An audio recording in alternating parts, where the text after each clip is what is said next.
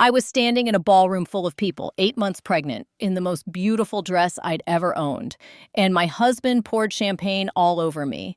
In front of 200 people, he didn't flinch, he didn't reach for me, he looked at me, soaking wet, and said, "Why were you standing so close?" And I smiled. I picked up a napkin. I said nothing, because I had been saying nothing for 2 years. 2 years of late nights that weren't late nights, 2 years of business trips that weren't business trips, 2 years of a man who called our daughter before she was even born an accident. I thought I was being patient. I thought I was being strong. I was disappearing. But that night, in a borrowed dress with champagne in my hair, something cracked open. And the CEO of the entire company looked at me and said 4 words that changed everything. "I know your work." This is the story of what happened next. What I found in the filing cabinet, the phone call that told me the full truth. And the morning I walked back into that building, not as a wife, not as a victim, as the director of brand strategy, stay with me. Because this story isn't just mine. Every woman who has ever made herself smaller to fit inside someone else's life, this story is for you. It's about what happens when you finally stop filing the warning signs away. When you stop managing your own disappearance, and when you decide, quietly, deliberately, without drama, to come home to yourself. The sound came first. Crystal against crystal. A soft, expensive ring. 200 people, in their finest clothes, moving through the Grand Meridian Hotel ballroom like they owned the night. An orchestra playing something low and beautiful from the far corner. The smell of gardenias and warm candle wax and somebody's very good perfume. And underneath all of it, quieter than the music, quieter than the laughter, a feeling. The feeling that something was already wrong. Claire Hartwell stood near the floor-to-ceiling windows and pressed her palm flat against her stomach. The baby shifted. That slow, deliberate roll, like an answer. I know, Claire thought. I know. At 34 weeks pregnant, Claire still had a way of standing that made people look twice. Back straight, shoulders back, her grandmother had called it the Donnelly posture. You carried it to your grave, her mother Patricia always said, and she meant it as the highest compliment a woman could receive. The midnight blue silk dress had cost more than it should have. She'd bought it 3 weeks ago, at that particular stage of pregnancy when nothing fit right and everything felt like a compromise. She'd stood in the dressing room under fluorescent lights and thought, this is the one that still looks like me. Tonight, her mother had zipped it, slowly, carefully, like wrapping something fragile and precious. You look beautiful, Patricia had said. And the way she said it, not cheerfully, not automatically, told Claire her mother meant something more specific than beautiful. She meant, you look like yourself. Hold on to that tonight. The Weston Industries annual gala was the event of the year. Every executive, every department head, every client worth keeping came through these doors. Claire had attended 4 of them, each time on Derek's arm, each time in a dress she'd chosen carefully, each time smiling at exactly the right moments, laughing at exactly the right jokes. She was very good at it. She'd always been very good at that. But tonight, she'd been standing alone near the window for 43 minutes. She'd stopped counting at 40, then started again. Derek was across the ballroom. Dark suit, hair slicked back the way he did for important nights. Standing near the bar with his colleague Todd Wentworth, and 2 women Claire didn't recognize from across the room. One of them was wearing red. The dress fit like it had been custom made for her specific body. The woman was maybe 28, dark hair, very white teeth, very straight posture. She laughed at something Derek said, and her hand rested on his sleeve. 1 beat too long. Claire watched. She looked away. She picked up a glass of sparkling water from a passing tray. The carbonation burned pleasantly in her throat. She reached into her small clutch, checked her phone, locked the screen, checked it again, locked it. Checked it a 3rd time. Nothing she was waiting for, nothing she expected, just the reflex. The one that had started about 2 months ago, the nervous reaching for a device that would tell her nothing useful. She put the phone away. Joanna Calloway appeared at her elbow.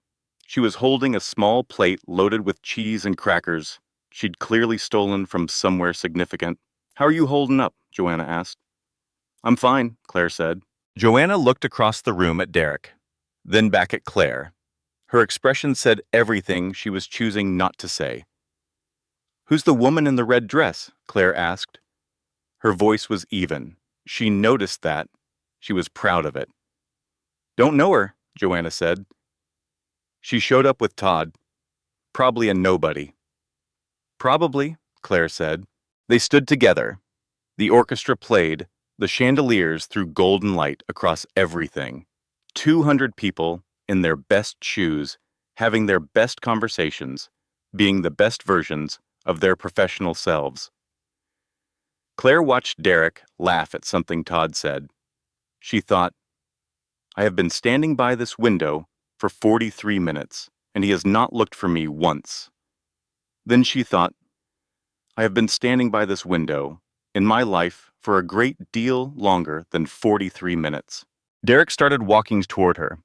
He had a champagne flute in each hand. Something loosened in Claire's Buste's chest. Maybe she'd been wrong. Maybe he'd been thinking of her the whole time. Maybe he was bringing her champagne, even though she couldn't drink it, because he remembered that she always loved holding a flute at these things, just for the feel of it, the elegance. He used to know things like that. She almost let herself believe he still did. "Claire." He reached her. He smiled, that particular smile she'd once considered the most trichant, reassuring thing in the world. "Hey," she said. He looked at her dress, her belly. His smile shifted, just one fraction of a second. She caught it.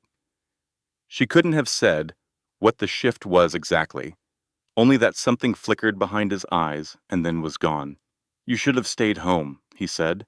His voice was quiet, smooth, just for her. Intimate in the way criticism can be intimate. "You're uncomfortable," he said. "You look—" He stopped. Todd had followed him over. The woman in red was right there now. Up close, she was more beautiful than she'd seemed from across the room. The kind of beauty that looks entirely effortless. "Derek!" Todd clapped him on the back with the energy of a man who'd had 2 drinks. "There she is, the lovely wife." That particular tone, not quite warm, not quite respectful. "This is Brittany," Todd said. "She works in the Chicago office, just transferred down." "Nice to meet you," Claire said. She extended her hand. Brittany shook it. Her eyes moved from Claire's face to Claire's stomach and back again. Something moved in them. Claire couldn't name it then. "You're so brave," Brittany said, "coming out like this." A small pause. "So close to your due date." The words were perfectly pleasant. They landed like a paper cut. Derek laughed, slightly too loud, the laugh he used when he wanted to move on from something. That's when it happened. Claire would replay this moment later. At 2 in the morning. At 3, she would look for the instant she could have stepped aside, moved left, turned her body. Derek turned to gesture at something behind him. Both champagne flutes still in his hands. His left arm swung wide. The flute caught her shoulder. Cold champagne poured across her chest, her stomach, her hands. The glass dropped. It didn't shatter. It bounced once on the carpet with a soft, dull sound. The orchestra kept playing. For 3 full seconds, nobody moved. Then a server rushed over with a white cloth. Joanna materialized with cocktail napkins. Someone nearby said, "Oh my," in a hushed voice that somehow carried. Claire stood there, dripping, cold through the silk, against her skin, against her stomach, against her daughter. She looked at Derek. He was looking at her.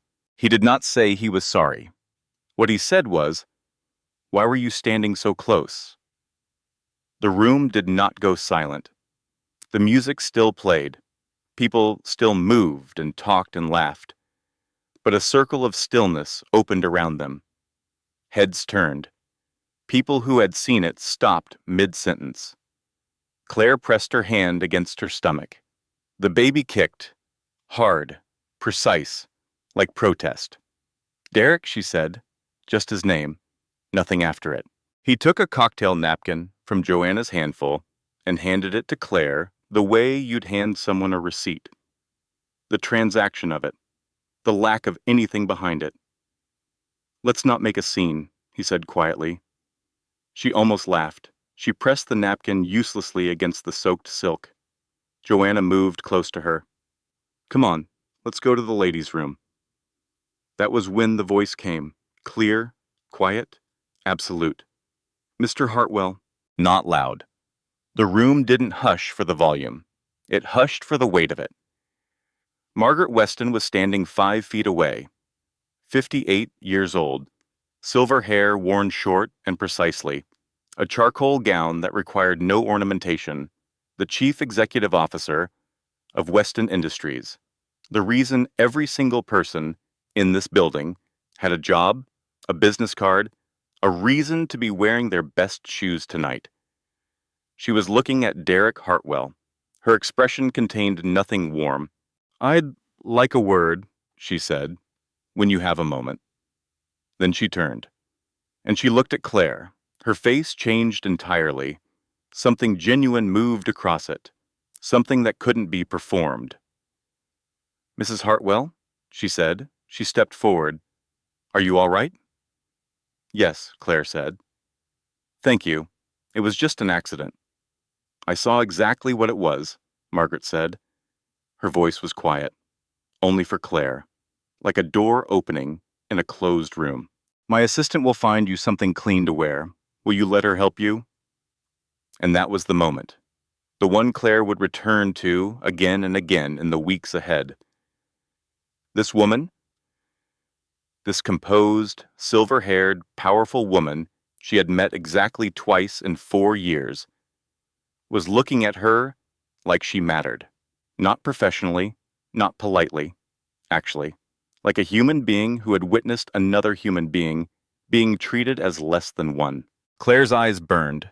She would not cry, not here, not in front of 200 people and her husband and the woman in the red dress. That's very kind of you, she managed.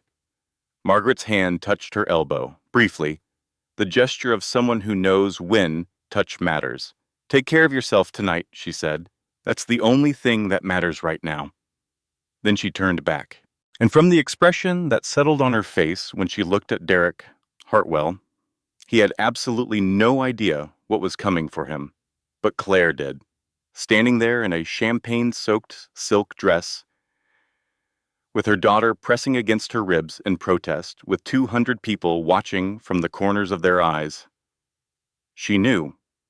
Margaret's assistant found her outside the ballroom door. Paige was 26, professionally composed, carrying a garment bag over one arm and a look of careful concern that was real rather than performed. Mrs. Weston asked me to help you, she said. Claire was sitting on a velvet bench near the coat check. Joanna sat beside her. They hadn't spoken since leaving the ballroom. The orchestra was a muffled sound through the closed doors. Distant, like something from another life. The garment bag is one of Mrs. Weston's personal dresses, Paige said. She keeps spares here, for herself, for circumstances. A small, careful pause.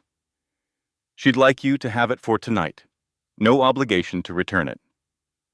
Claire looked at the garment bag. The silk of her own dress was cold against her skin.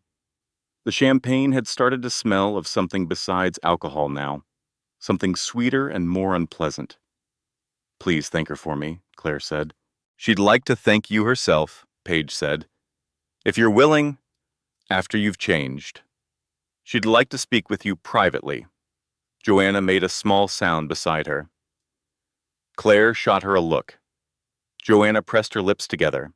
Yes, Claire said. Of course. Paige led them to a private suite on the second floor. Cream walls. A small chaise longue, upholstered in ivory fabric. Good, warm light that didn't make anyone look bad. Inside the garment bag, a simple navy wrap dress. A little longer than Claire usually wore, close enough to her size to work. She changed slowly. She stood in front of the full-length mirror for the first time in weeks. She'd been avoiding full-length mirror. She looked at herself now, 8 months pregnant. The dark circles she'd stopped trying to hide. Her hair still perfect because she'd spent 40 minutes on it tonight, and that at least had held. Mascara slightly blurred at the outer corners. From tears, she hadn't consciously cried. She looked at herself for a long time. She thought about Derek's face when the champagne landed. Not startled, not horrified, not reaching for her. Just annoyed, the particular annoyance of someone whose evening has been disrupted by an inconvenience. Why were you standing so close? She pressed her hand against her stomach. I'm here, she said softly, not out loud, just inside. I'm here and I'm not going anywhere. She changed. She folded the ruined silk dress with the same careful precision she folded everything. She knew the dress was beyond salvage. She folded it anyway. Joanna was waiting in the corridor. How are you? Joanna asked.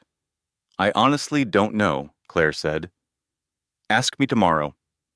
They walked down a short hallway behind Paige. A smaller sitting room, one lamp, 2 chairs, a low table with a water carafe and a small bowl of fruit. Margaret Weston was already there. She stood when they entered. She looked at Claire in the navy wrap dress with something that resembled relief. That color is better for you anyway, she said. Thank you, Claire said. For the dress and for everything. Sit down, Margaret said. Not rude, just direct. The tone of a woman who had spent 30 years not wasting words. Claire sat. Joanna hovered near the door. Your friend can stay, Margaret said. This isn't a confidential conversation. It's a human one. Joanna sat. Margaret poured water into a glass and handed it across the table to Claire. She sat opposite her, crossed her ankles, looked at Claire with the particular steadiness of someone who has seen a great deal of the world and stopped being surprised by most of it. I want to ask you something, Margaret said, and you don't have to answer. All right, Claire said. Has that happened before? Margaret asked. Not the champagne specifically. What the champagne was. Claire opened her mouth, closed it again. Nobody had ever asked her that. Not in those exact words. She had a whole library of reasonable answer ready. She'd been building it for years. He gets stressed at these events. He doesn't always read the room well. I know it looks worse than it is. She could have said any of them. She was fluent in all of them. Yes, she said instead. Margaret nodded. A slow, unsurprised nod. The nod of someone who had asked a question they already knew the answer to and were waiting to see if the other person would tell the truth. How long have you worked in marketing? Margaret asked. The shift in topic was smooth, deliberate. 8 years, Claire said. The last 5 here at Weston, in brand partnerships. I know, Margaret said. Claire stared. I'm sorry? The Carlisle campaign, Margaret said. The complete rebrand for the Pacific Coast Line. The charity partnership with the Children's Hospital that raised 3 times the projected amount. She said each one plainly, like reading items off a list she had memorized. The new client acquisition rate in your division since you joined is 11% higher than the previous 5-year average. Claire sat very still. I didn't know you were aware of any of that, she said. I make it my business to know the work, Margaret said, not just the names on the organizational chart. A pause. Your husband is in business development. 3 years with us. 2 promotions. Another pause. His work is adequate. A silence filled the room. Claire felt something shift in the air around her, like pressure releasing. Why are you telling me this? She asked. Because you should know your value, Margaret said, particularly right now. She looked at Claire's stomach. Not intrusively, just acknowledging it. You are about to go through something that will work very hard to make you forget what you're worth. The words moved through her. She felt them settle somewhere she hadn't known was hollow. Tonight wasn't an accident, Margaret said. Her voice remained even, matter of fact. I want to be clear about that. I watched his arm. I saw how wide the swing was. I saw where he was looking when he did it. The room tilted. Claire gripped the arm of the chair. What are you saying? She asked. Her voice had changed. She heard it change. I'm saying I saw it, Margaret said. And I believe that somewhere inside you, you saw it too. The longest silence of the evening. Because it was true. Some part of her had watched Derek's arm swing wide in that particular way, had noted where she was standing, had processed in the fraction of a second before impact. He knows exactly where I am. And then she'd told that part of herself to be quiet. She'd been telling it to be quiet for a long time. What happens now? Claire asked. She hadn't meant the question to sound as small as it did. That's entirely up to you, Margaret said. I'm not here to tell you what your life should look like. I'm here because a woman covered in champagne at 34 weeks pregnant deserved to have at least one person in that room treat her like a human being. Claire's throat closed. She looked at her hands. At the water glass, she was holding too tightly. A knock at the door. Paige stepped in. Mr. Hartwell is asking for his wife, she said. Carefully neutral. The skill of someone who has worked for powerful people and learned exactly how much not to say. Margaret looked at Claire. Claire looked at the door.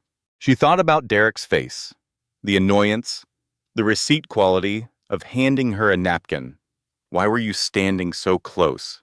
She thought about Brittany in the red dress, the hand on his sleeve, the laugh that landed in Claire's chest in a specific way she couldn't articulate but absolutely recognized.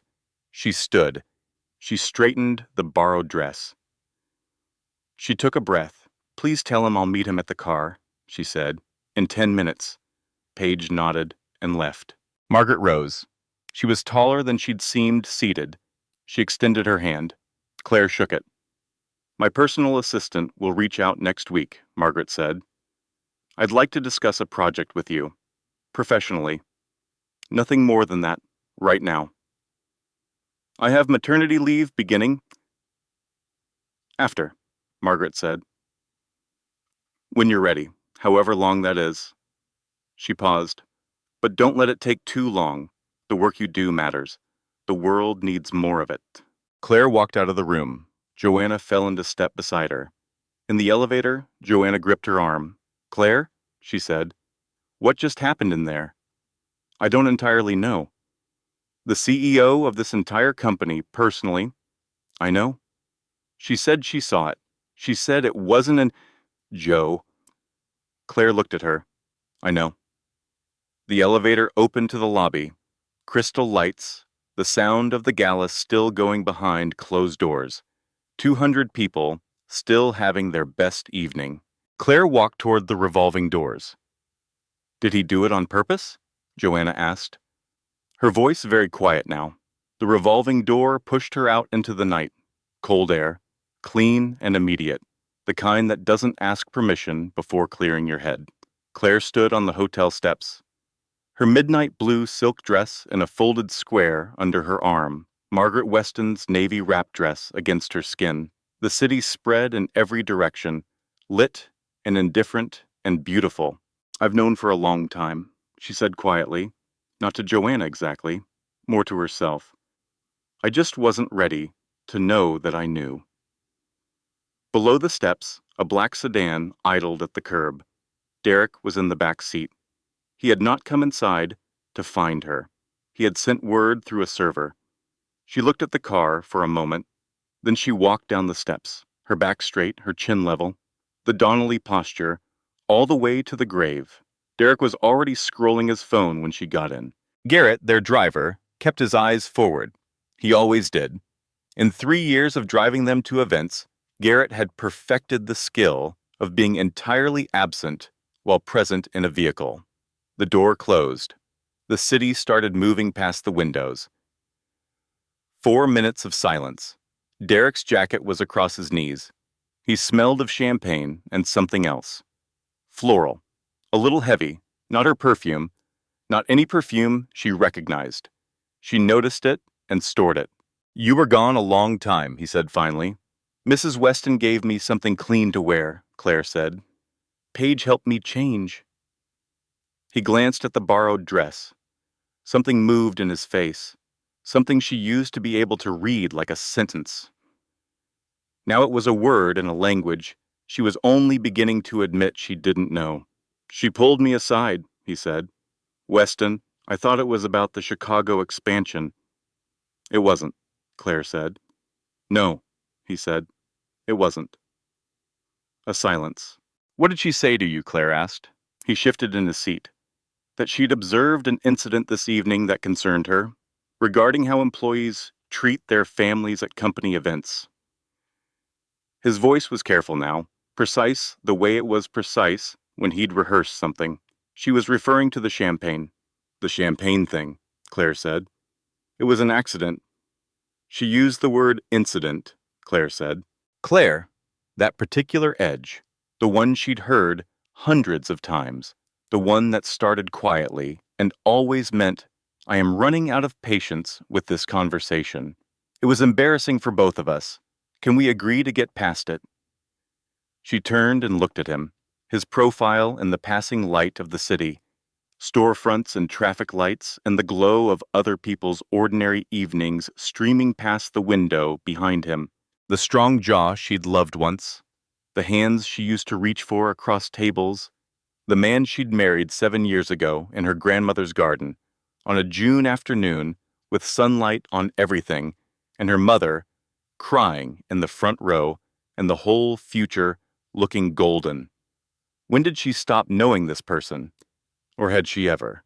"Do you remember our first apartment?" she asked. He blinked. The question appeared to come from nowhere. "What?" "On Calloway Street," she said. "The one with the radiator that knocked all winter. You used to make up songs about it, to cover the sound. You'd sing in the kitchen in the morning. Terrible songs, very specific about the radiator's personality." A pause. "I remember," he said. His voice had shifted, quieter. "I loved that apartment," she said. "I cried when we moved out. You thought it was silly. Claire?" "I'm not fighting," she said. "I'm just remembering." She turned back to the window. The city kept going. She thought about the radiator songs. They came back to her now in a rush of detail she hadn't thought about in years. The drafty kitchen, the way he'd danced while he made coffee, the Sunday mornings that felt like they would last forever. When had those Sundays stopped? She tried to locate the specific morning, the specific Sunday, when the kitchen stopped being the place he danced. She couldn't find it. It had happened too slowly to mark. The way you don't notice yourself stopping something. You just notice one day that you haven't done it in a very long time. God, I was so stupid. The signs were all there. She pressed her palm against her stomach. She thought about the phone, always face down on the kitchen counter. She'd noticed it. She'd told herself it was a habit some people had. She'd read an article about phone addiction. She'd thought, that's probably what this is. She thought about the password change. His laptop. 6 months ago, she'd noticed that too. She had asked him about it, lightly, and he'd said the company had issued new security guidelines. She'd thought, that makes sense. She thought about the late nights that multiplied, the conferences that seemed to come every other week now, the way he'd stopped asking about her pregnancy, stopped putting his hand on her stomach, the way he had in the beginning, when every kick was remarkable. The excitement that had quietly, thoroughly drained away. She'd filed each thing separately. She'd told herself each thing had a separate, reasonable explanation. She had been, she understood now, a very thorough and very committed filer. She had filed every warning sign in its own folder, labeled it something benign, and put it away. because the alternative was knowing, and knowing meant burning down a life. Garrett pulled into their driveway. The house was dark. They'd left all the lights off going out. Neither of them had thought about coming home to darkness. She opened her own car door before Derek said anything. Night air, cold and real. She stood in the driveway and looked at the house. The colonial she'd chosen because of the porch. The porch she'd always planned to put a swing on. The swing she kept not getting around to. Across the street, the Bernard's television threw its blue glow behind drawn curtains. Someone watching their Tuesday evening programs. The world continuing as it had. That's the strangest thing about your life beginning to collapse. Everything around you continues. Cars pass. Neighbors watch their shows. The world doesn't pause. She went inside. She climbed the stairs slowly, both hands on the railing. The baby moved with each step. That responsive, present weight. She ran a bath. She didn't get in it. She sat on the edge of the tub in Margaret Weston's navy dress and looked at the steaming water, and she let herself do what she hadn't done in the ballroom. She cried, not loudly, not in any dramatic way, just a long, quiet, unstoppable leaking. The kind of crying that happens when something has been held too long and the body decides, without consulting you, that it's done holding. She put both hands on her stomach. The baby was still, listening, she imagined, present the way Eleanor had been present all along, even before she had a name for her. "I'm sorry," Claire whispered. "I'm so sorry you're coming into this." And then immediately, with a force that surprised her, "I'm going to fix it, whatever that takes. I promise you." She sat for a long time. The bathwater cooled, the house settled around her. Below, she heard Derek, the television on, then off, his feet on the stairs, pausing outside the bathroom door. She said nothing. He moved on. The bedroom door closed. She stayed on the tub's edge. Outside the small window above it, the sky was moving from black to the particular deep blue that comes just before dawn. Not light yet, but something before light. The idea of something coming. She thought about Margaret Weston handing her a glass of water with both hands. The way you'd hand something to someone you were being careful with. "I know your work, Claire."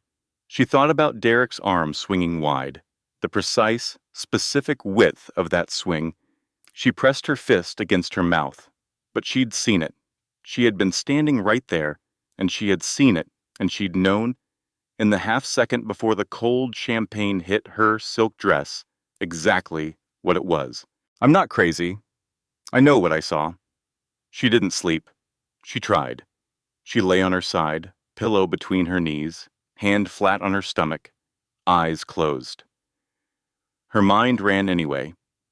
At 2:45, she gave up. She went downstairs in the dark. She made chamomile tea she barely tasted, sat at the kitchen island. The house was quiet around her.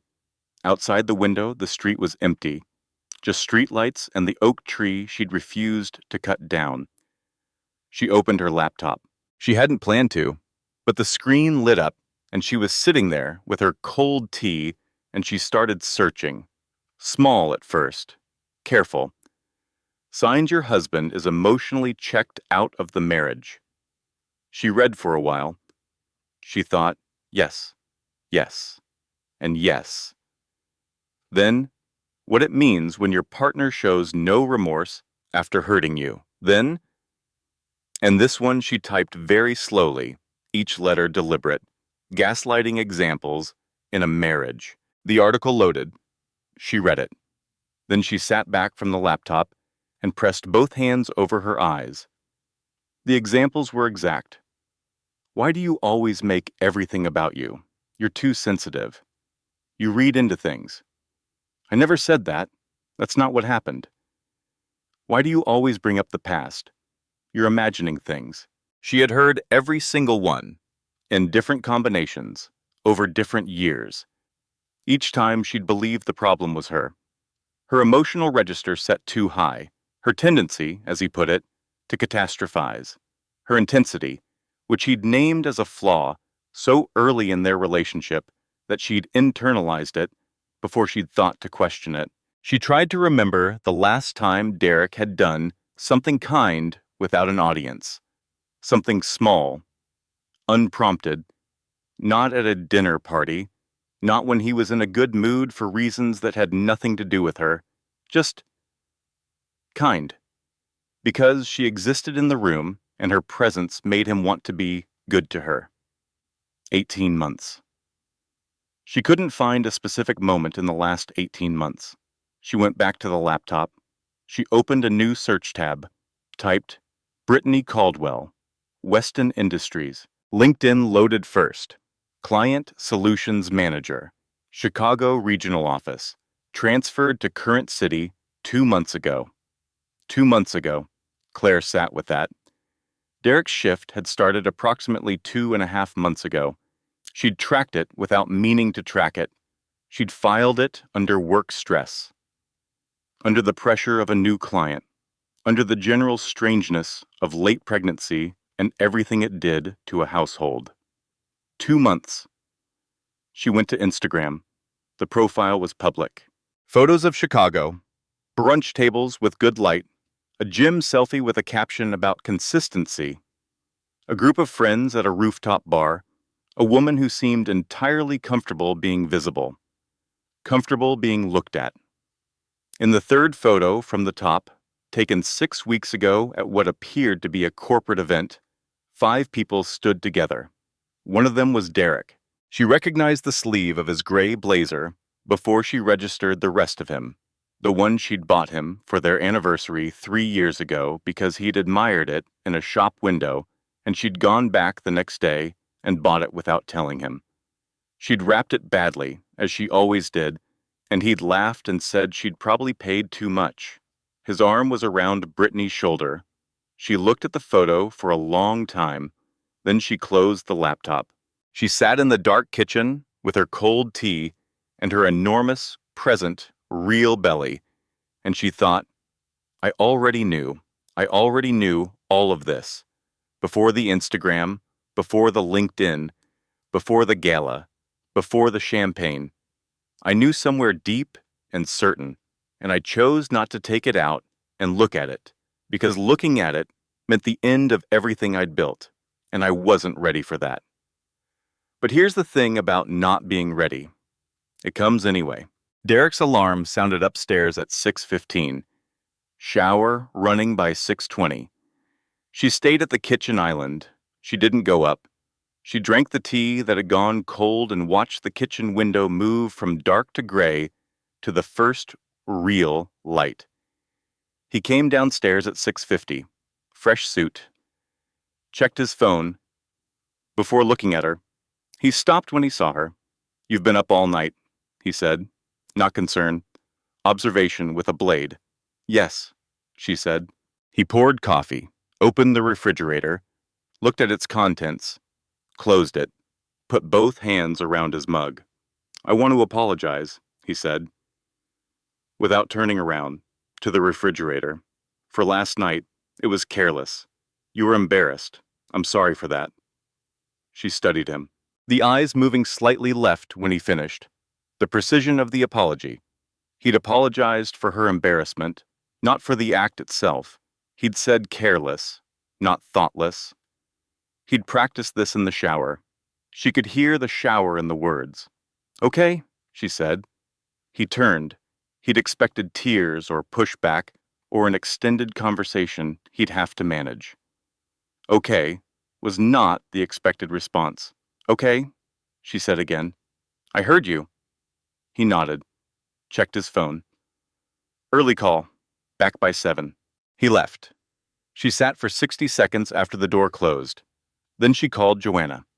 Joanna answered on the second ring, wide awake, which meant she'd been awake too, waiting. Tell me, Joanna said. Claire told her everything. Margaret in the sitting room, the borrowed dress, I know your work, the drive home, the bathtub, the 3 a.m. laptop, the LinkedIn profile, the Instagram photo, the gray blazer sleeve, Joanna was quiet through most of it. Joanna's silence was not her natural state. Her silence always meant something significant. "Joe," Claire said, "how long have you known?" A pause. "Known what, specifically?" "Please don't," Claire said quietly. "Not today. Not after last night." A longer pause. "I suspected," Joanna said. "About 8 weeks ago, you know Sarah from my Tuesday class?" "Vaguely. She does the bar circuit on Friday nights. She saw Derek at the Anchor." Joanna stopped, started again. "He was with a woman. It wasn't nothing." 8 weeks. Joanna had known for 8 weeks. "Why didn't you tell me?" Claire asked. "Because you were 26 weeks pregnant," Joanna said. Her voice cracked slightly on the word pregnant. "Because the timing—" "You didn't tell me," Claire said again, not accusatory, just naming it. "I know," Joanna said. "I'm sorry. I thought I was protecting you." "I understand why you thought that," Claire said. And she did. That was the terrible and real thing. She understood completely, because she had been managing herself the same way for a long time. Everyone around her had been deciding what she could handle, including herself. "Here's what I need from you right now," she said. "Can you just listen?" "Yes," Joanna said. "I'm listening." "I need the name of the best family law attorney in this city," Claire said. Her voice was steady and clear. "I'm not making any decisions today. I want information. I want to understand what I'm entitled to. I want to know these things before she arrives." She pressed her hand against her stomach. "Before she's here, and I'm running on no sleep, and I'm in no condition to think straight." A silence. "Frank Aldridge," Joanna said. "He's the best, and he doesn't talk." Claire reached into the kitchen drawer, found a notebook, opened to the inside cover, picked up a blue pen. She wrote the name clearly, deliberately. Frank Aldridge. "Thank you," she said. "Claire," Joanna said, "what are you going to do?" "I'm going to stop being the last person in my own life to know things," Claire said. She called Frank Aldridge's office that morning. The receptionist had a calm, unhurried voice. "He has an opening Thursday at 2. "I'll take it," Claire said. She showered, dressed, ate toast, with peanut butter standing at the kitchen counter, because sitting at the table felt like a different version of her life, a version she hadn't figured out yet. She looked at the oak tree through the window while she ate. Big and old, in the full expression of whatever season it was in. She called her mother. Patricia answered on the first ring. "Good morning, sweetheart. Mom." Just that one word. Patricia heard everything in it. She always had. Mothers do that. They hear the whole sentence in the one word. "I'll be there in 20 minutes, her mother said. "You really don't have to—" "20 minutes, Patricia said. The line went quiet. She was there in 17.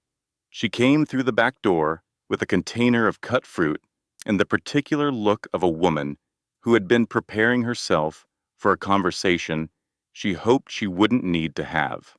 They sat at the kitchen table. Patricia listened to everything. She didn't interrupt. She touched Claire's hand once, just once, when Claire described the Instagram photo, the gray blazer sleeve. When Claire finished, Patricia was quiet for a moment.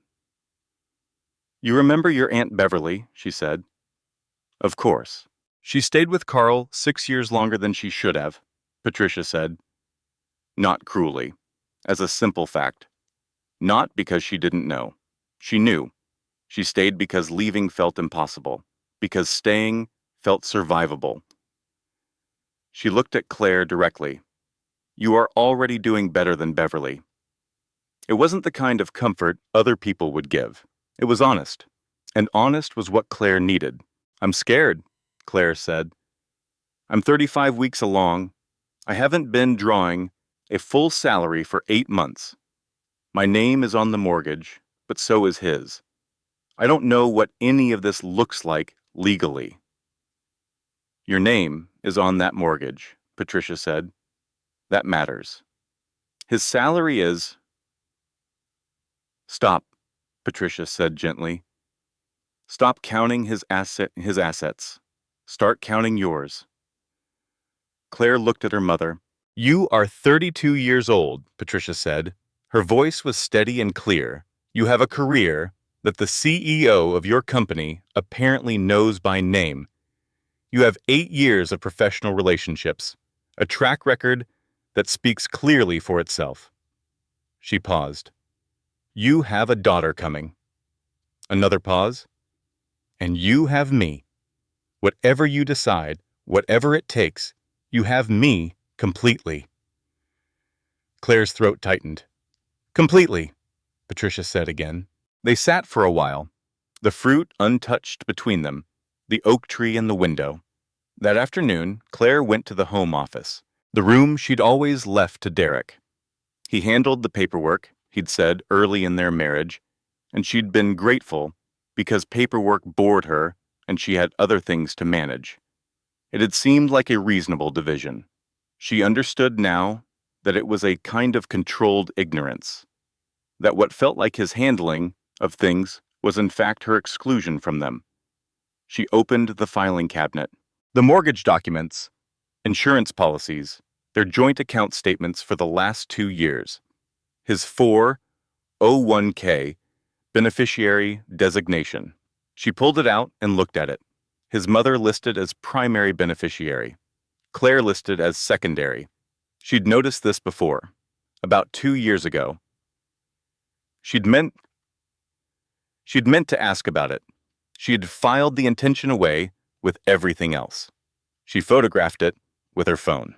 She went through the desk drawer, found a restaurant receipt she'd never seen before, a place she'd never been to.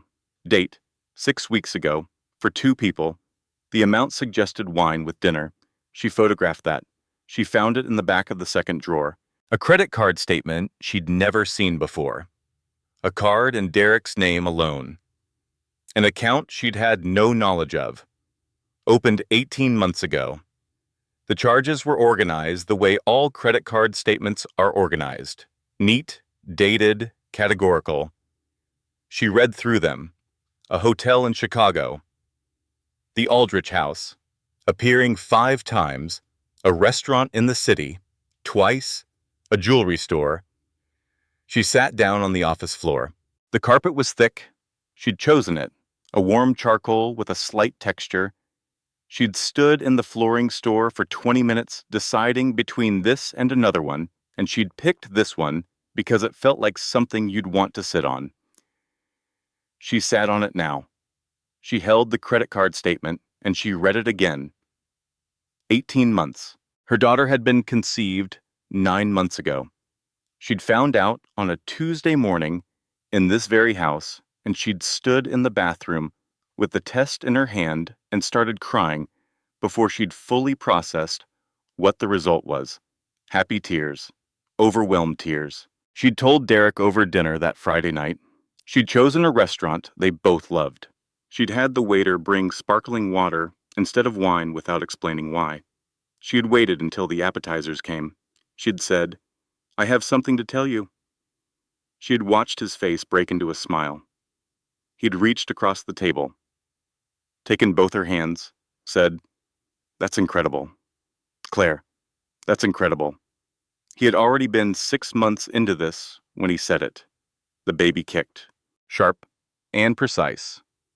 "I know," Claire said softly. "I know." She took a breath, in through her nose, out through her mouth, the way she'd learned in the prenatal class she'd attended alone because Derek had a late meeting that night. Not the rage, she told herself. Not yet. The rage will come and you'll let it have its time, but right now you need your hands steady. She kept working. She photographed every page of the credit card statement. She photographed the restaurant receipt. She photographed the beneficiary form. She went through the rest of the desk drawer and found an old phone bill and Derek's name for a number she didn't recognize. She photographed that too. She cross-referenced his work calendar, which she could still access through the shared family account, with the hotel dates on the credit card statement. Every single one corresponded to a trip he'd told her about.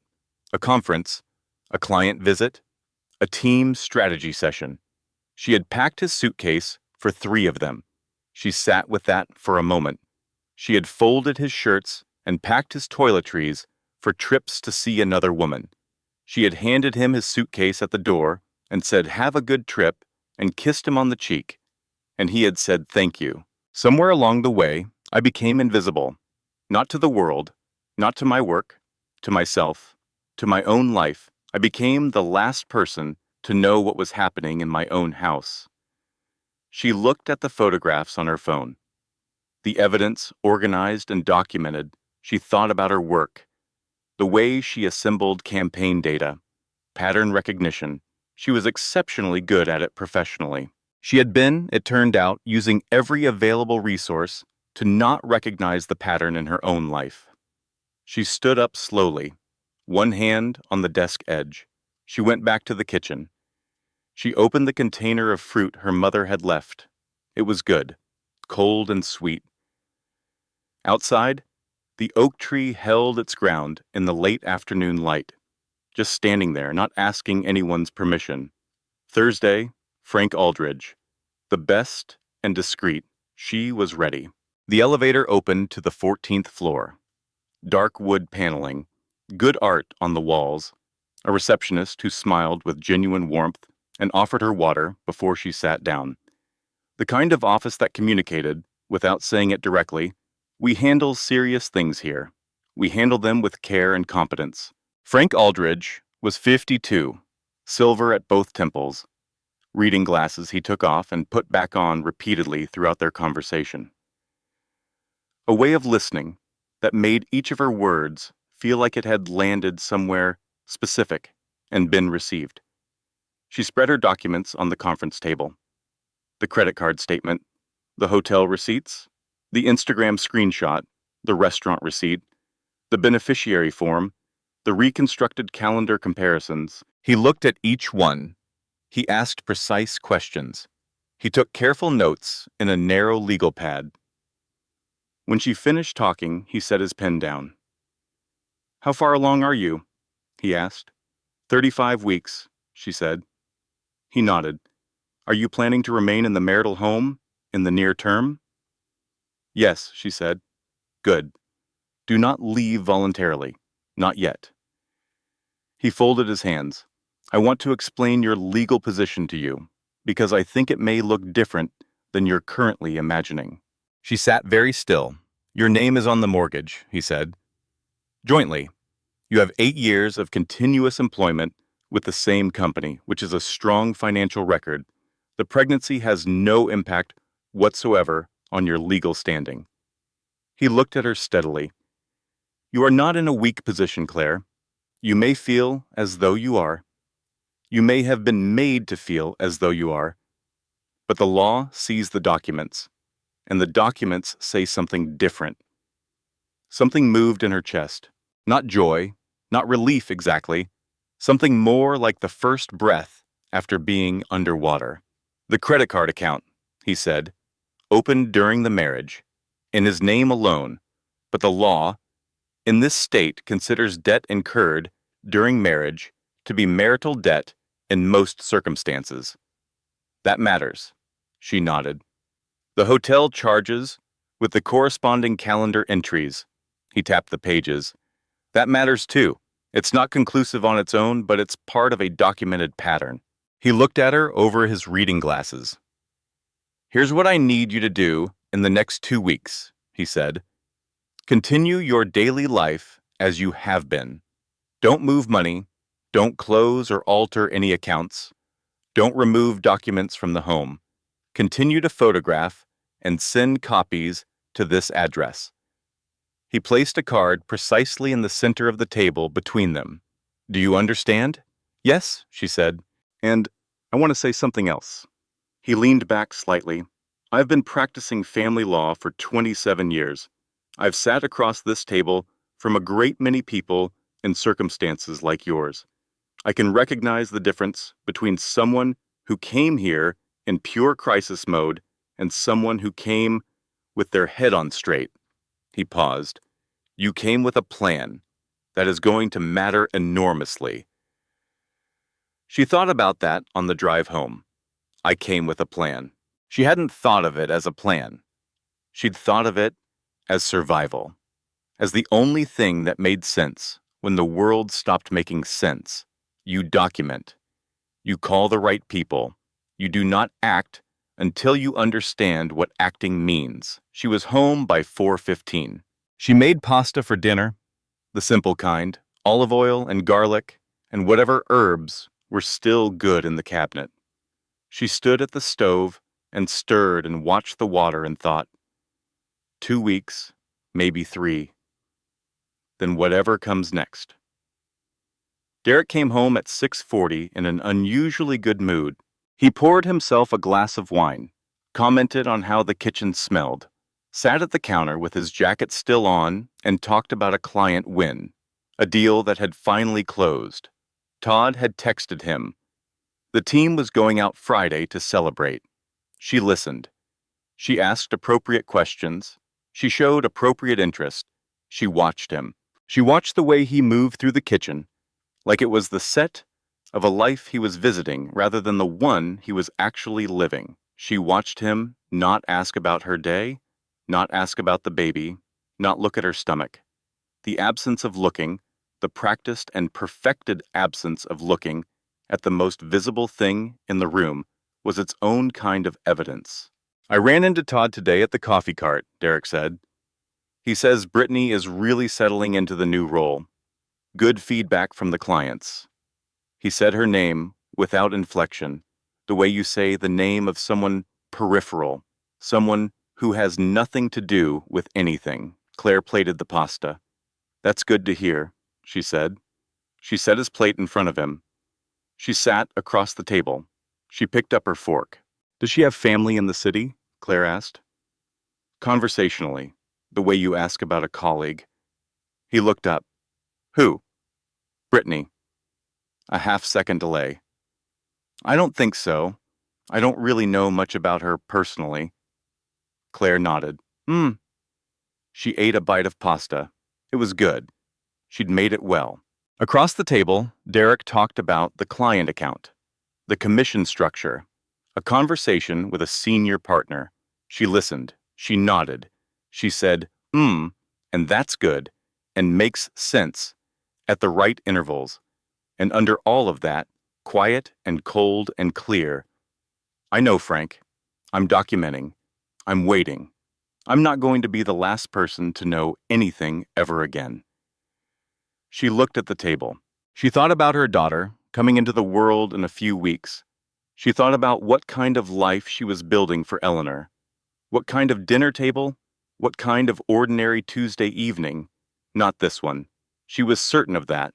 And certainty, even in grief, even in fear, is its own kind of solid ground. The call came on a Friday afternoon. Claire was in the nursery. The room they'd painted sage green 2 months ago. She'd done most of it herself.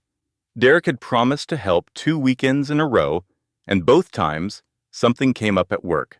The second time she'd stopped waiting and started painting. Her mother had come over, they'd put music on, they'd spent a Sunday afternoon making this room into something. She'd loved that Sunday. Now she was putting the last items into the small dresser. The impossibly tiny clothes she'd folded and refolded. A onesie the size of a hand. A pair of socks so small they looked theoretical. A soft cotton hat with a small bear on it. Each item was real in a way that nothing else was right now. Her phone rang. Unknown number. She answered. Is this Claire Hartwell? A woman's voice. Young, shaking slightly. The particular shake of someone who had decided to make a call they'd been avoiding for weeks. Yes, Claire said. My name is Lauren Caldwell, the woman said. I'm Brittany's older sister. She stopped. Started again. I've been trying to decide whether to call you for a long time. I found you on LinkedIn. I know this isn't... She stopped again. Claire sat down. Not a controlled sitting. A folding down. Her legs simply understood that she needed to be on the floor. She sat on the nursery carpet, her back against the crib, one hand flat on the sage green surface, and she said, "I'm listening." Lauren talked for 14 minutes. She talked without stopping, the way people talk when they've been holding something in long enough that once the door opens, it all comes through at once. The story she told was not dramatically different in shape from what Claire already knew, but the dimensions of it were different. She said it had started 2 years ago, not 8 months, not 6 months. 2 years ago, in Chicago, before Brittany had any idea Derek had a pregnant wife, before Brittany knew, or said she knew, that there was a wife at all. He'd told her the marriage was over, that they'd been living like roommates for years, that it was a matter of paperwork. Brittany had believed him because she had no reason not to. Then she'd found out about the pregnancy. She'd been 3 weeks along herself when she found out Claire was 8 months. She'd confronted Derek. He'd said the pregnancy was an accident. His word, an accident. An accident. He'd transferred Brittany here, not the other way around. He had used his position in business development to create a role, to justify the expansion, to move her to a city 4 blocks from the house he shared with his wife. 4 blocks. Lauren had found all of this out over the last month. She'd told Brittany she was calling. Brittany had told her not to. Lauren had called anyway, because she had a conscience, because she had a niece on the way, because she had looked at the situation and decided that the right thing was not the easy thing, and she was going to do the right thing even if Brittany never spoke to her again. "I'm sorry," Lauren said. Her voice had run out of most of its shaking. "I'm really sorry for what you're going through." "Thank you," Claire said. "Thank you for calling, Lauren. I don't know if it helps or makes it worse." It helps," Claire said. "I know that sounds strange, but it helps to know the full shape of something, even when the full shape is worse." She hung up. She sat on the nursery floor. The room was quiet and gentle around her. Sage green walls, the mobile, over the crib, wooden stars on fine thread, turning slowly in the ventilation. The dresser with the impossibly small clothes, the soft rug she'd chosen for exactly this, for sitting on. She had made this room. She had made it for Eleanor, and it was good and safe, and it was entirely hers. She put both hands over her face, she breathed, and she let herself feel the full scope of it. Not the edges, not the parts she'd been managing, the whole thing. The complete and undeniable shape of 2 years of deliberate, constructed, sustained deception. Not a moment of weakness. A plan. He had met Brittany 2 years ago. He had pursued her while telling her his marriage was over. He had arranged her transfer, created a role, moved her 4 blocks away. He had held Claire's hands across a dinner table and smiled at the news of their daughter and said, "That's incredible." While being 6 months into a parallel life, she thought about the way he'd said it. "That's incredible." The smile, the hands taking hers. "I was being gaslit the whole time, from the very beginning." He knew what he was doing, and he did it anyway. For 2 years he did it. A tear landed on the sage green carpet, then another, then more. She let them fall. She had earned these particular tears. She was allowed to have them. She sat on the floor she'd chosen and cried for the Sunday mornings that had stopped. For the kitchen dancing she'd noticed disappear without naming it. For the radiator songs. For the anniversary where she'd bought him the gray blazer and he'd laughed and said she'd probably overpaid. For the dinner, where he'd taken her hands. For every careful thing she'd folded and put away rather than look at directly. She cried for all of it. And when she was done, when the body had finished what the body needed to do, she put her hands flat on the soft carpet. She felt the texture of it. She breathed. The mobile turned slowly above the crib. The wooden stars caught the light. Starting over feels impossible, she thought, but staying feels like the rest of my life going wrong. And then, more quietly, but more certain, she is not an accident. She is the most deliberately, carefully, completely wanted thing I have ever brought into being, and she is going to know that every single day. She picked up her phone. She texted Frank Aldridge. I have significant new information.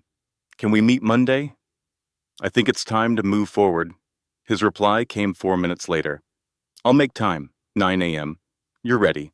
She looked at those last two words for a moment. You're ready. She set the phone down. She sat with it in the quiet nursery. Outside the window, the street was ordinary. Cars, a neighbor walking a dog, the world moving as it always moved. She was ready.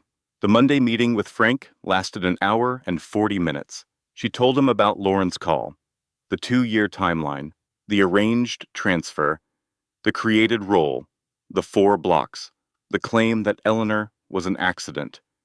Frank listened. When she finished, he leaned back and looked at her. This changes the scope significantly, he said. The transfer itself. If he used a corporate position to engineer the relocation of a personal relationship partner, that's potentially a violation of Weston Industries' employment policies. That has implications beyond the marriage. Professional conduct, she said. Potentially, he said. Depending on exactly what's this in their policies around personal relationships and hiring. It's worth exploring. He paused. Not by us, but by someone. She nodded. She didn't tell him what she was thinking. She wasn't ready to say it out loud yet. She thought about it on the drive home. Then she sat with it for 2 more days. On Wednesday, she composed a careful, precise email. She sent it to the general human resources contact at Weston Industries with a subject line that said, Potential policy concern, private. She described what she knew without the personal detail in the language of professional conduct. She named dates. She named the role. She asked a question. She sent it at 7:42 in the morning. She made breakfast. She ate it. She went about her day. The call from Margaret Weston came the following Tuesday, not from an assistant, from Margaret herself. Claire was standing in a grocery store parking lot, of all places, when her phone rang. Claire, Margaret said. How are you? 36 weeks and increasingly aware of it, Claire said. Margaret made a sound that was close to a laugh. That tracks. Is everything all right? Claire asked. I'll be brief, Margaret said, because I know your plate is full, and I don't want to add weight. I want to tell you something before it comes to you another way. Claire stood in the parking lot. The sun was warm on her face. A shopping cart rolled slowly past, unattended. Following the gala, Margaret said, we initiated an internal review of certain irregularities. The circumstances of Brittany Caldwell's transfer were flagged as potentially inconsistent with our hiring and placement policies. A pause. Our HR team and legal counsel reviewed communications from the relevant period. It appears that a position was created at the personal direction of Derek Hartwell for reasons unrelated to business need. That constitutes a violation of our nepotism and personal relationship policies. Claire pressed her hand against her stomach. Eleanor moved. Derek has been placed on paid administrative leave pending a full investigation, Margaret said. I wanted you to know before the internal communication goes out, because it will be a formal communication, and people will know. A long breath. I appreciate that, Claire said. I appreciate it very much. Claire? Margaret's voice shifted. Not the CEO voice, something more personal. At the gala, I watched a woman hold herself together with grace when she had every reason not to. In 30 years, I can count on one hand the times I've watched someone manage that. It stayed with me. Claire said nothing.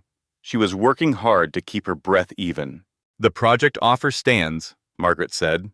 When you're ready, however long, my door is open. A pause. And I've spoken to my team about a role discussion I should have initiated 2 years ago. We'll talk about that too. Thank you, Claire said. She stood in the parking lot a long time after the call ended. Something is being handed back that I didn't realize had been taken. She called Joanna. Derek's been placed on administrative leave, she said. A beat of silence. Say that again. Weston Industries, internal investigation. He used his position to transfer her here. It violated company policy. Another silence. Oh my God. Margaret Weston called me personally. Claire. Joe. What does this mean? What happens now? It means, Claire said slowly, that the institution saw what I saw. She drove home. She made dinner. Simple things. She moved through the kitchen with a kind of stillness she hadn't felt in months. Derek came home at 6. She heard him before she saw him. The particular weight of his step in the front hallway. She'd learned Derek's weight years ago. The way you learn the sounds of someone you live with. She would probably always know that sound. He stood in the kitchen doorway. His face was stripped. No performance left in it. No smooth edges. Just the bare, unmanaged expression of a man whose structure had given way. We need to talk, he said. I agree, she said. She sat at the kitchen island. She folded her hands in front of her. She waited. He sat across from her. He looked at his hands. He was calculating. She could see him calculating, running through what she knew and how much and from which direction. About the situation at work, he started. I have an attorney, she said. He stopped. His name is Frank Aldridge, she said. I've had him since the week after the gala. Everything is documented. The color left his face in a visible, specific way. I'm not here to fight you, she said. Her voice was very calm. She felt the calm as something structural. Like the beams under a floor, I'm not here to perform my pain or make a scene. I'm telling you clearly what the situation is so we can both move forward with accurate information. He looked at her. This is over, she said. I think you know that. I think you've known it for a while. And the reason it hasn't ended yet is that I was the one still standing in it. She paused. I'm not standing in it anymore. Something moved in his face. She is not an accident, Claire said. She said it quietly. She said it in the voice she used when she meant something completely. She is the most wanted thing I have ever done. She is the best thing that will ever happen to me. And I am going to make absolutely certain she knows that every single day of her life. Derek looked at her stomach. Something moved in his face at last. Something at the edges that might have been, buried under everything else, real. I'd like you to use the guest room for now, Claire said. Frank will be in touch with your attorney. I'd like this to be as uncomplicated as possible. She stood up, one hand on the counter, steady. For her sake. She walked out of the kitchen. She didn't look back. Her daughter arrived at 38 weeks and 2 days. 4:17 in the afternoon on a Tuesday in November. Patricia was there. Joanna was there.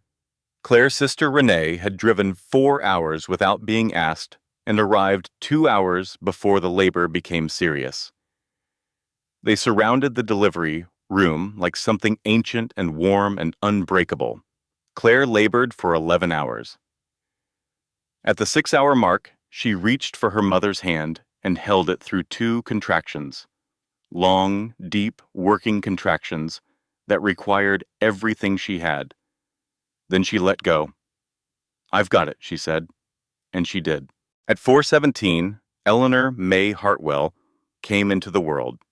7 pounds, 4 ounces, dark hair that would change and change again.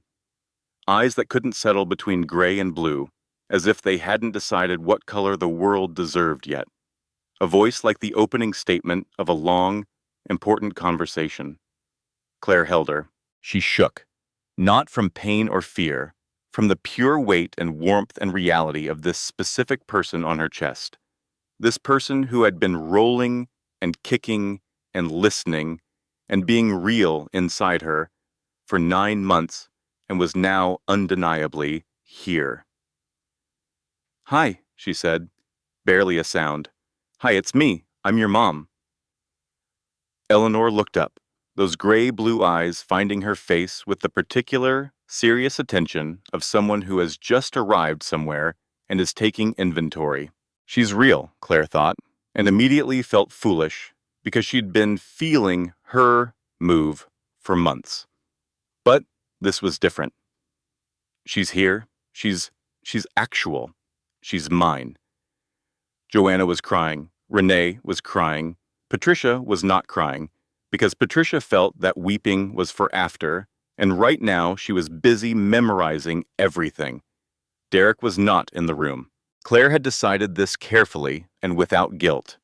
She'd spoken to Frank. She'd checked. She was allowed to make this decision. Her body, her labor, her daughter entering the world on her terms. He came the following morning. He held Eleanor for 7 minutes by Claire's internal count. He was awkward with her. He held her at a slight distance, as if uncertain of the rules. He looked at her face with an expression Claire couldn't fully interpret. Then he handed her back. "She looks like you," he said. "Good," Claire said. He stayed another 20 minutes, talked about logistics with the sort of efficient practicality of someone managing an exit. Then he left. The room was better after. In the weeks that followed, the circle held. Patricia moved into the guest room. Joanna appeared 3 times a week with food and with her natural, running commentary on the world that had always made Claire feel less alone. Renee texted constantly. Small things, photos, voice messages. "How are you both today?"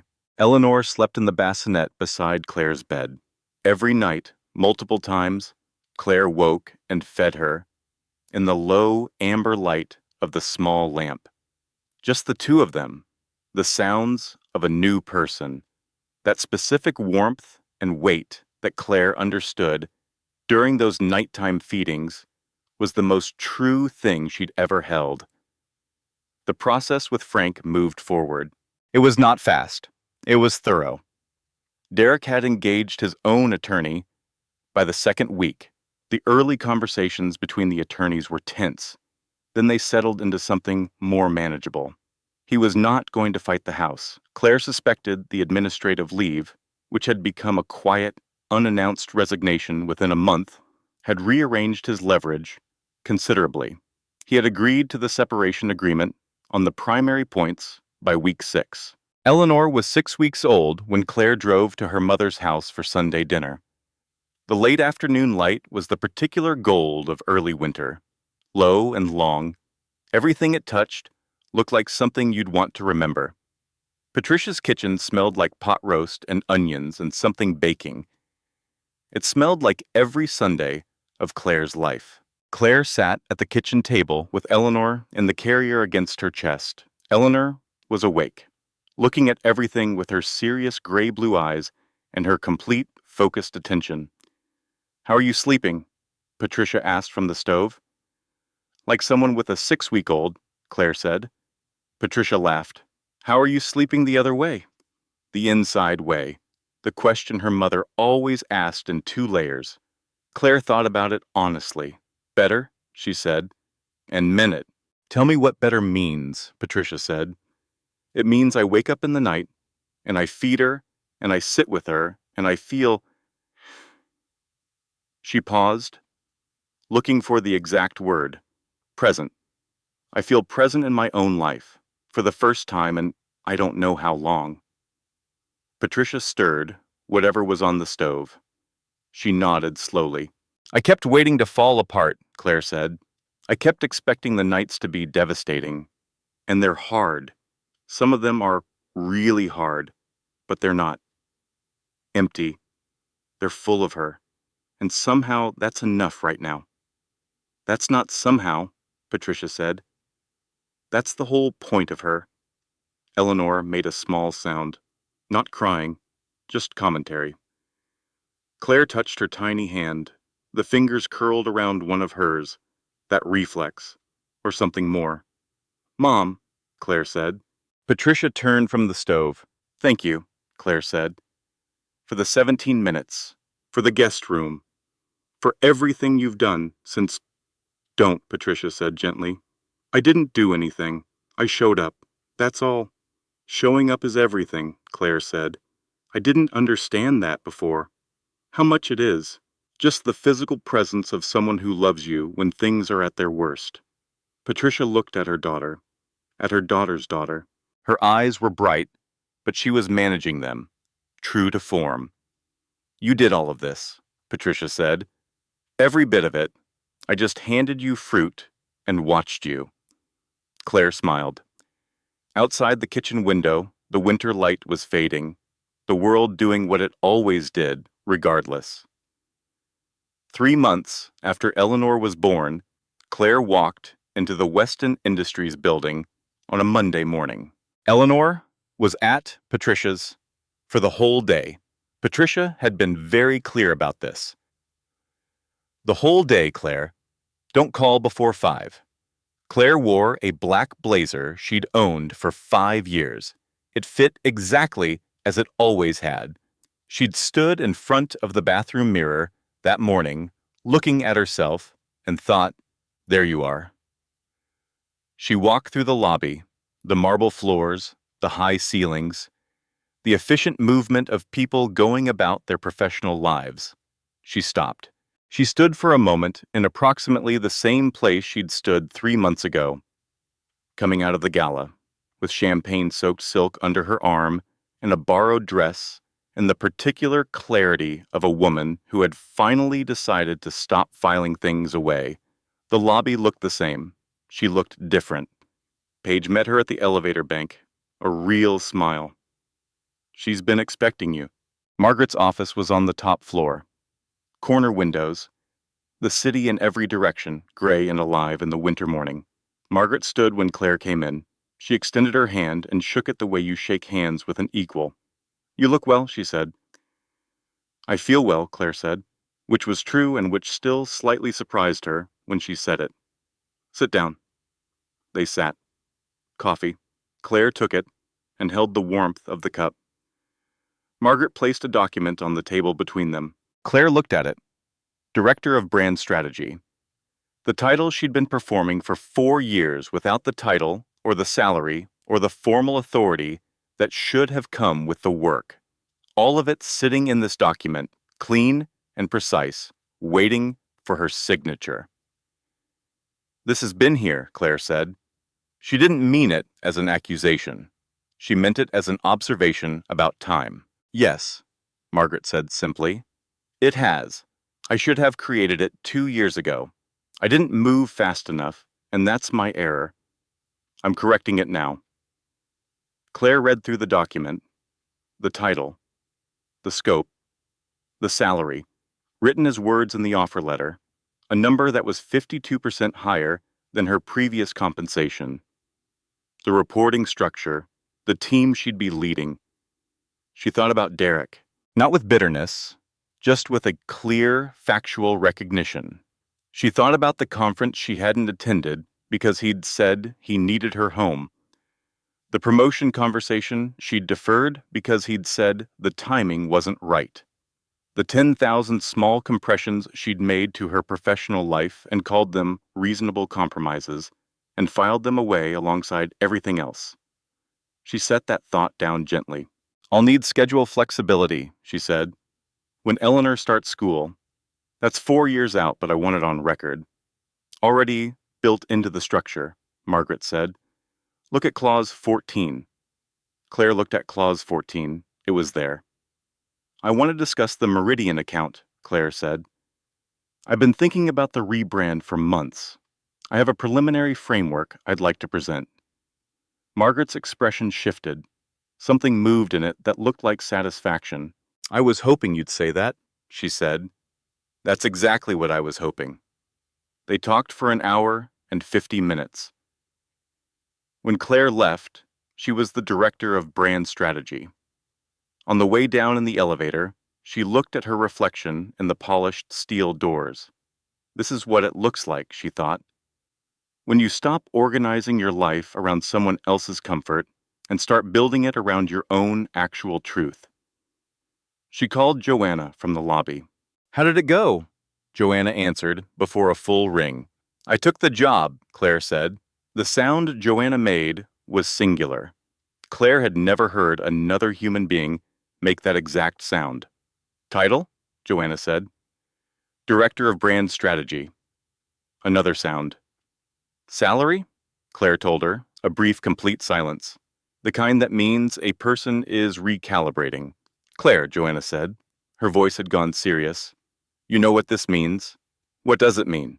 It means you built all of this, while everything was falling apart. You were building this the whole time. Claire stood in the lobby of the building where she'd worked for 5 years, where she'd done the Carlisle campaign and the Pacific Coast rebrand and the Children's Hospital partnership, where a woman at the top had noticed things nobody else was looking at. I think I was always building it, she said. I just wasn't letting myself see it. She picked up Eleanor at her mother's at 4:30. Eleanor was awake in Patricia's arms, engaged in what appeared to be an intense inspection of the ceiling fan. Opinionated about everything now. Strong feelings about how she was held, when she was fed, which direction the world should be facing. Complete, specific, herself. Claire took her, felt the familiar weight settle against her chest. The carrier clicks. Eleanor turned her head and looked at Claire's face with that particular attention. There you are, Claire thought. There we both are. Director of Brand Strategy, Patricia said from the armchair. Not a question. How did you... Joanna called before you even left the building. Of course she did. Patricia looked at Claire, her daughter, her granddaughter, the late afternoon light from the window, making everything gold. Your grandmother would have said something about this, Patricia said. What would she have said? Patricia was quiet for a moment. She would have said, Come home to yourself, girl. Everything else follows. She paused. Her mother said it to her. I'm saying it to you. She looked at Eleanor. And one day you'll say it to her. Come home to yourself. Everything else follows. That evening, Claire sat on the front porch, Eleanor in the carrier against her chest. The winter evening coming in with its particular early dark. The street quiet. The neighbors glow behind their curtains. The world doing the ordinary things it always did. The porch swing she'd installed 3 weeks ago. She'd done it herself on a Saturday afternoon with a kit from the hardware store and 2 hours of focused, stubborn work. She drilled into the ceiling of the porch and hung the chain and tested it 6 times before she sat in it. It was slightly off-center. She'd noticed it after she sat down. She'd decided not to fix it. It worked. It was hers. She'd made it. She sat in it now, and it swung gently. A quiet creak of the chain, not unpleasant. The voice of something that belonged here. Eleanor looked at the darkening sky with her gray-blue eyes, at the oak tree across the porch, at the first star coming through, the first star of the evening. The one that arrives before you expect it. Claire looked at it too. She thought about the woman she'd been at the Gala 4 months ago, standing by the floor-to-ceiling windows in the midnight blue silk, checking her phone. 3 times, lock, unlock, lock, telling herself the nervousness was pregnancy, telling herself the feeling of wrongness was tiredness, telling herself to be quiet. She felt compassion for that woman. She felt tenderness for her, the way you feel tenderness for someone who was carrying too much and didn't know yet who to put it down for. She wasn't that woman anymore. Not because something dramatic had happened, not because a CEO had stepped in and rearranged everything. Margaret Weston had done a real and meaningful thing. But she'd done it because Claire had walked into that lobby at the gala with documents and a plan and a daughter coming and a lawyer's name written in blue pen. She'd done it because Claire had not waited to be rescued. She had done the quiet, ordinary, daily work of saving herself. The prison door had been unlocked all along, she thought. I was the one who hadn't tried the handle. And the handle wasn't dramatic. It wasn't a confrontation. It was a phone call. A name in blue pen, a filing cabinet. A Monday morning, the accumulation of small, certain actions in the right direction. That's what it was. Eleanor made a small sound. A sound that was not quite a word yet, but was absolutely a statement. I know, Claire said. She pushed the swing gently with one foot, back and forth, the creak of the chain, the cold air, the first stars now, more of them. She thought about all the things she wanted for this person on her chest. She wanted her to know her own worth without needing someone else to confirm it. She wanted her to know how to build things. Not just to want them, but to build them, crookedly if necessary, and sit in them anyway. She wanted her to know how to leave, that leaving is not failure, that sometimes leaving is the most precise and accurate thing you can do with the life you've been given. She wanted her to know that the best relationships in her life would be the ones where she didn't have to make herself smaller to fit inside them. She wanted her to know that a woman who knows her own value is not difficult. She is not intimidating. She is not too much. She is simply herself. Completely, specifically, irrevocably herself. And that is the whole point. Okay? Claire said softly, to Eleanor, to herself, to the evening spreading out around them, to the oak tree, to the slightly crooked swing, to the first star, and then the second, and then all the others. Here we go. The swing moved gently. The world kept going, and she went with it, not behind it, not to the side of it, not managing the edges of it from a careful, invisible distance. In it, leading it, building it, with her daughter on her chest and her name on the door and her own 2 feet on the ground of her own particular life.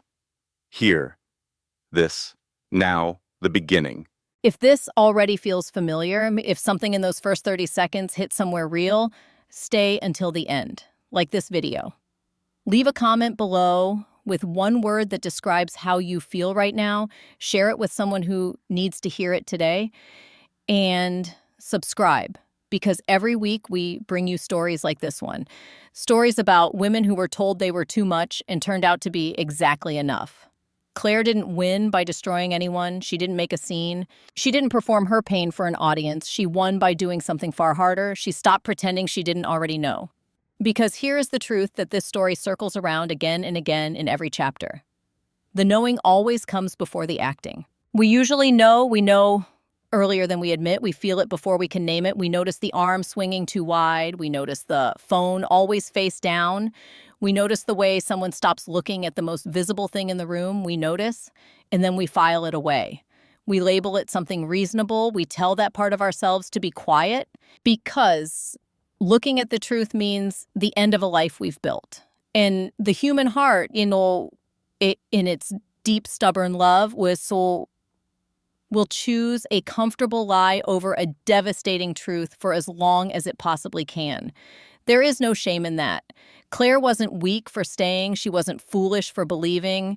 She was human, deeply, recognizably human. And one of the most important moments in this story isn't the confrontation. It isn't the CEO calling. It isn't the job offer. It's Claire, sitting at a kitchen island at 3 a.m, typing the words gaslighting examples in marriage into a search bar, and reading the results and thinking, yes, yes, yes, yes. That moment of recognition, That is the turning point of every story like this one. Not the dramatic confrontation, not the revenge, not the public reckoning, the quiet, private moment when a woman looks at her own life clearly and decides she is done looking away. The second lesson in this story is about value. Claire had been doing the work of a director for years. The campaigns, the partnerships, the numbers that spoke clearly in every report. Margaret Weston had been watching. And when the moment came, she didn't offer Claire sympathy, she offered her the title. Because real support doesn't pity you. Real support says, I see what you're capable of. Now let's make sure the world sees it too. Know what your work is worth. Not approximately, not someday, now. Because the people who are diminishing you in private are often counting on you not knowing your own value in public. And the third lesson, the one the story ends with, is perhaps the simplest and the most difficult. Come home to yourself, not to the version of you that was approved, not to the version that kept the peace, not to the woman who folded herself into someone else's shape and called it love. Home to yourself. The woman who knows what she saw. The woman who writes names in blue pen and makes phone calls she's afraid to make. The woman who installs a porch swing slightly off center and decides not to fix it because it works and it's hers. That woman, she was never gone. She was just very patiently waiting for you to stop telling her to be quiet. If this story moved you, if it validated something you've been carrying, you didn't come across it by accident, share it with someone who needs it today. Sometimes a story is the thing that finally gives someone permission to name what they already know. Thank you for watching. Thank you for staying. We'll see you in the next one. Closing statement. This content was manually researched, constructed, and edited by our team with care, with intention, and with deep respect for the women whose real experiences inspired every page of it. No detail was generated carelessly. Every emotional beat was built by hand, shaped by the understanding that for some of you, this story is not fiction. It is a mirror, and you deserved a mirror made with honesty. We hope it found you at exactly the right moment.